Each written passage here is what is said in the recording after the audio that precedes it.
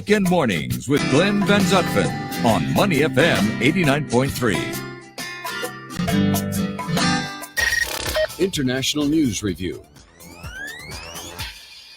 Time for our International News Review with Steve Okun, Senior Advisor at McLarty Associates. Steve, good morning.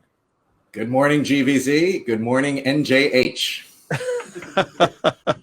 We are getting to you just a little bit later than usual, so apologies for that, and to our friends who are hoping to tune in right at 9:30 with you. But we got lots to talk about. Let's talk first about ASEAN and Myanmar. There is a visit that is supposedly going to make everything all better again between those two. What do we know about what's going on with this? Well, look, it's been 5 weeks since ASEAN came out with their 5-point consensus on Myanmar, and they are 0 for 5 in implementing any of those points. Look, it'd be great if they can get somebody into Myanmar, but it hasn't happened yet. Let's see if the ASEAN Secretary General can get in. But this is not the special envoy that was envisioned in those four as one of those 5 points. So a lot of skepticism and doubt as we see Myanmar spiral into further chaos. And on that point, Steve, the Association of Southeast Asian Nations plan. Now, the chair and the secretary general, yes, they're going to travel to Myanmar this week. Now, I read this and I think, but where's the teeth? How much political teeth does this organization actually have? How much power does it have? In other words, what can it actually do that's going to have any effect whatsoever on the junta?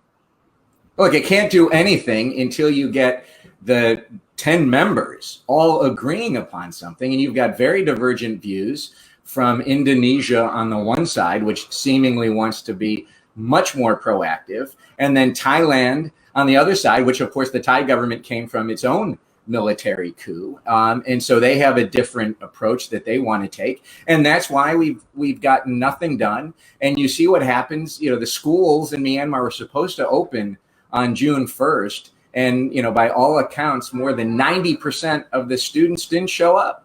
And so you've got a year now with kids not getting education. You've got assassinations and targeted killings on the rise. You've got COVID becoming a much more health crisis that the country is facing. And so ASEAN dithers, and it's going to get worse for ASEAN unless they can come together and do something.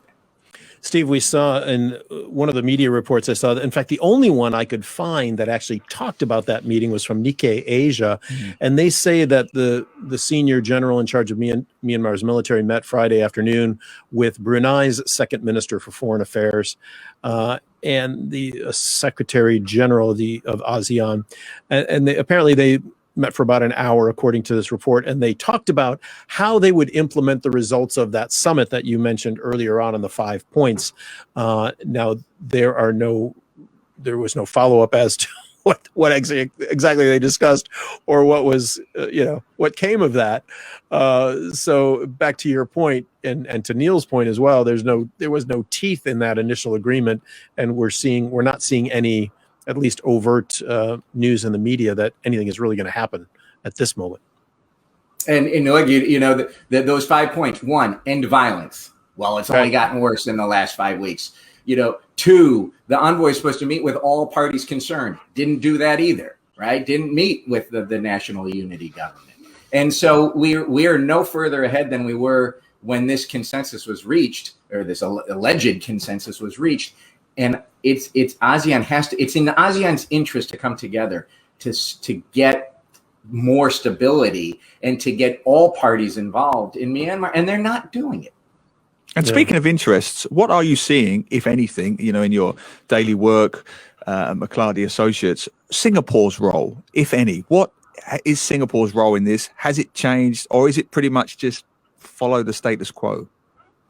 Well, I mean, I guess you would, if you look at, you have kind of Indonesia on one side publicly, and then you have Thailand on the other side publicly. Singapore seems to be more into the Indonesia camp for sure, but at the same time, there was that, there was a call for a blockage of arms sales to ASEAN in the UN, and that was voted down. And that was voted down by all of the members of ASEAN, including Singapore. So unclear what's going on behind the scenes. Certainly some work seems to be getting done, but it's not getting done fast enough.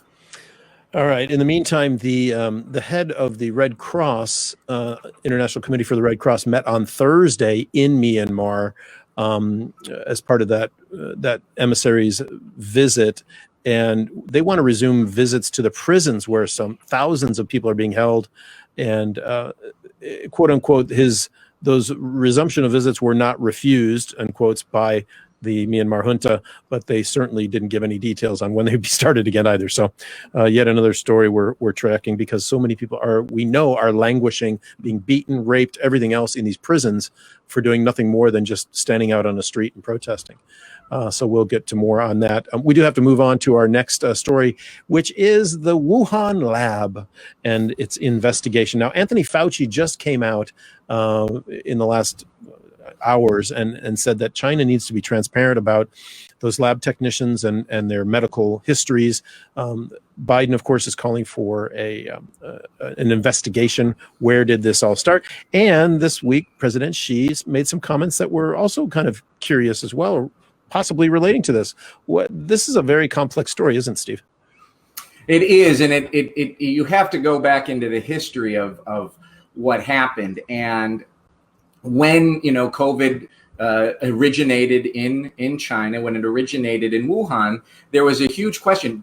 What's the origin of the virus? Because only when you know the origin, one, can you address it, and two, can you make sure it doesn't happen again if this were either from the animal kingdom or from a lab. And it was always in China's interest to try and push the story that this was something out of nature, that this wasn't anything that the Chinese government would have caused. But what we have found out is that the Trump administration also didn't want that story to come out originally, because it turns out that there was roughly somewhere between $600,000 and $800,000 over a matter of 5 years that went from the U.S. government to the Wuhan lab to assist in terms of these studies. So you had the Trump administration blocking any investigation by the U.S. intelligence community and the State Department about where did the virus come from. You had China blocking access as well. And so now all of a sudden it's really starting to come out that both sides did not do a good job, and that we really, as an international community, need to know where this virus came from, and we're not getting any cooperation yet. What I find fascinating about this story, Steve, is that maybe there's a little bit of political mileage for Joe Biden here, because I'm thinking, what is the interest here for Biden to kind of follow up on a story that was begun by the Trump administration and widely denounced at the time? Is there an element that this is one of the few stories where he may get bipartisan support, Republicans and Democrats? This is an easy win for Joe Biden. He needs to show that vaccinations is all on him and anything negative is not from him. Simplistically, it's from China or wherever. So this could be a rare bipartisan win for Joe Biden, couldn't it? Well, anything with China is a bipartisan win right now in the United States. I mean, and this is one where the science and the politics match up, because you do need to know if this came from a lab. You've got to make sure it doesn't happen again. And there are labs across the world, not many, but not just China, the United States and others as well, that does this type of research. So you need to make sure that this type of leak, and everyone presumes it would be an unintentional leak, of course, that it wouldn't happen again. What protocols do you need in place? What type of research should get done? And it could also help you figure out how to, attack this pandemic. So the science and the politics line up in the United States, but just because the politics line up doesn't mean that this is something that shouldn't be followed up. Absolutely. Steve, the implementation of any kind of investigation that happens, the WHO's investigation was not widely praised and accepted, let's put it that way. A lot of people thought that there were problems with how they investigated at the time. Do we have any insight into what this investigation might look like and who would in fact be behind it, and if the Chinese government will allow it? Well, that's the last question, the key question. Will the Chinese government allow it? Will the Chinese government allow access to the lab? I mean, stories have come out that workers who were working on the virus, on the potential transmission in the chain, got sick in 2019. Early in 2019, before the virus was known, and that could have been the start. But that's not something the Chinese want open. The Chinese have said, well, if you want access to the Wuhan, you have to give us access to Fort Detrick in the United States. You have to give us access to all of your classified and secure facilities. And so it's pretty clear that this investigation must have Chinese cooperation. I can't imagine it coming. And so we'll never really know the answer of did it come from a lab or did it come from nature? And the U.S. government is split right now as to what's the more likely scenario. I think of the 3 different communities in the intelligence community looking at this, 2 believe it's from nature, 1 believe it's a lab leak. Fascinating. I just find it fascinating, guys, that of all the outlandish conspiracy theories that the former president had, this is one that might have a little bit of scientific credibility, but it has a real cry wolf element to this, Steve, for me, that it was just blown out of the water with all of the other outlandish theories that he said, when there may have been a kernel of truth in it, Steve. Well, and I've said that during the Trump presidency all along. I said, just because Donald Trump says something doesn't make it wrong. It could be wrong, maybe probably wrong, but it's not always wrong. Look, he was right, and he called it early on the dislocation of workers in the United States and the impact of globalization on those workers. And he communicated to them better than anybody. And so now you see the Biden administration coming up with a worker-centric trade policy. I mean, that's something that Donald Trump recognized more than 4 years ago. So just because Trump says something doesn't make it wrong. And what the irony here is, though, is that he had people that he appointed in the State Department saying, don't investigate, because it's going to make us look bad, because the U.S. government had money going there. And that's what, Dr. Fauci said today. Well, that's ludicrous. Why should we, just because we gave money doesn't mean we don't want to know the truth. And so the Trump administration, Neil, was on both sides of this one. Yeah. Wow. Okay. Let me exhale on that one for a minute. And let's move on. Potentially good news, I guess, between ASEAN and the European Union. They've announced that airlines from both areas will be allowed to fly any number of services between the 2 regions. As we know, 550 million people in the EU, 600 million people in ASEAN. As and when some sort of normal flights resume, this could be a good thing. Now, Steve, you've had a lot of experience. You were in the Department of Transportation back in the Clinton administration. You've worked on some of these types of deals. What do we know about this one?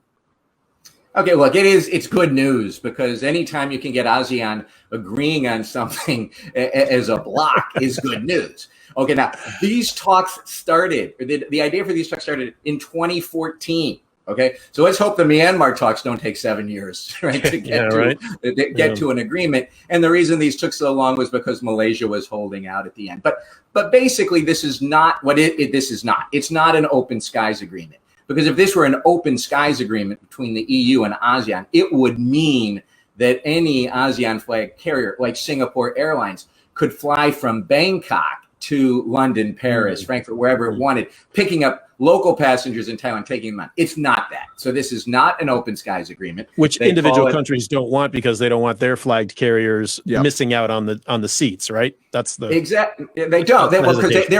They're afraid of the stronger airlines like SQ coming in and taking out. So it's not an open skies agreement. They call it a comprehensive air transport agreement. So it's a step below what would be an open skies agreement. And why it was in ASEAN's interest and the EU's interest to get this signed was because they were losing traffic over the Middle East and Turkey, right? You had Qatar and you had Turkish Airlines taking what we call Fifth Freedom traffic. So they pick up traffic in Singapore, fly it over Turkey, right, and then go on into Europe. And so they want to take out that Fifth Freedom traffic out of third countries and keep it within the EU and ASEAN. So it should help with some connectivity. It's a positive step. I wouldn't get carried away yet. But if this can lead to an open skies agreement, which is going to be years and years down the road, it will help. I don't see this addressing the transport needs coming out of the pandemic. We've got a lot of other issues to worry about. Yeah, you can see why they've done it. They're trying to claw some money back once the pandemic eases. Putting on my environmental hat on for a second, we've all kind of got used to the Zoom situation now. And I do wonder, coming out of the pandemic, those business meetings previously that had to be flown from London to Bangkok to Thailand, to KL to Singapore, can now be done on Zoom for the most part. Will that play a part with this agreement in the sense that it may not have such a positive impact because our meeting logistics, if you like, have changed forever? Well, that's a completely, aside from this agreement, because, Neil, that's the question. People are now starting to not only say, we've got to eliminate coal, right, to reduce greenhouse gas emissions, but people are saying, what can they do themselves to reduce their own carbon footprint? What can businesses do themselves to reduce their own carbon footprint? And the biggest impact, I think, by far, is reducing your air travel. And that is going to, if you want to have your own impact on the environment, it's reduction of air travel for most people. That is going to do it.